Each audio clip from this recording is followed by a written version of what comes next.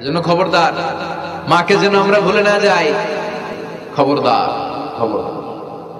আপনি নামাজি হতে পারেন, মুসল্লি হতে পারেন, হাজী সাহেব হতে পারেন, কিন্তু মা যদি বদদোয়া দেয় আপনার সব শেষ, দুনিয়াও শেষ, আখিরাতও শেষ। এজন্য খবরদার, মাকে যেন আমরা ভুলে না যাই।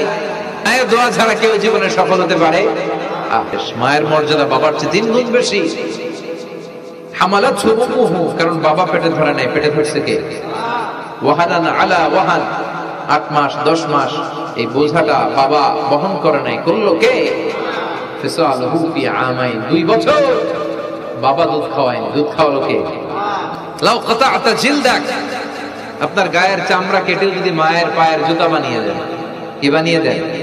কি দিয়ে? গায়ের চামড়া দিয়ে।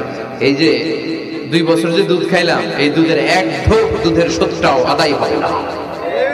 এজন্য খবরদার, মাকে যেন আমরা ভুলে না যাই। মা দোয়া করতে দেরি, ওই দোয়া কবুল হতে। আমরা ছোটবেলায় যে কত কষ্ট দিয়ে, সবচেয়ে কষ্ট কিন্তু মাকে বাবাকে আমরা দিয়েছিলাম যখন আমাদের বয়স 1-2 বছর ছিল। আর মায়ের পেটের ভেতরে যখন ছিলাম তখনও কষ্ট দিয়েছি কি দেই নাই? এক একটা লাথি যখন মেরেছি আমার মা বেহুশ হয়েছে। আমাকে আপনাকে জন্ম দিতে যে আপনাদের মা কতটা কষ্ট করেছেন খেয়াল করে শুনুন। চিকিৎসা বিজ্ঞানীরা বলে একজন সুস্থ মানুষ 45 ইউনিট পেইন, মানে ব্যথা একসাথে সহ্য করতে পারে। ব্যথার তীব্রতা, সিভিয়ারনেস যদি এর চেয়ে বেড়ে যায় হয়তো লোকটা বেহুশ হয়ে যাবে, না হয় মরে যাবে।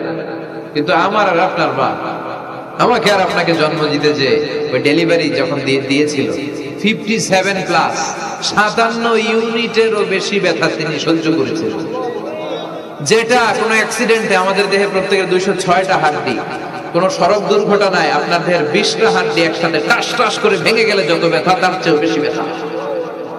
জন্য খবরদার, খবরদার, মাকে যেন আমরা ভুলে না যাই। মায়ের দোয়া যেন নেই। কখনো যদি মায়ের সাথে বেয়াদবি করে থাকি আমরা যেন মাফ চেয়ে নিই। রাজি আছি তো যুবকেরা? রাজি আছি সবাই? আমরা সবাই মায়ের দোয়া নেব। মায়ের দোয়া ছাড়া কেউ জীবনে সফল হতে পারে? মা যার চলে গেছে তারা জানে মা না থাকার কি জ্বালা। হ্যাঁ, মায়ের কথা মনে পড়ে না? আমরা যারা মা হারা, বাবা হারা, আল্লাহর কাছে আমরা কামনা করি আল্লাহ আমাদের বাবা মাকে তাদের কবরগুলোরে তুমি জান্নাতের টুকরা বানিয়ে দাও।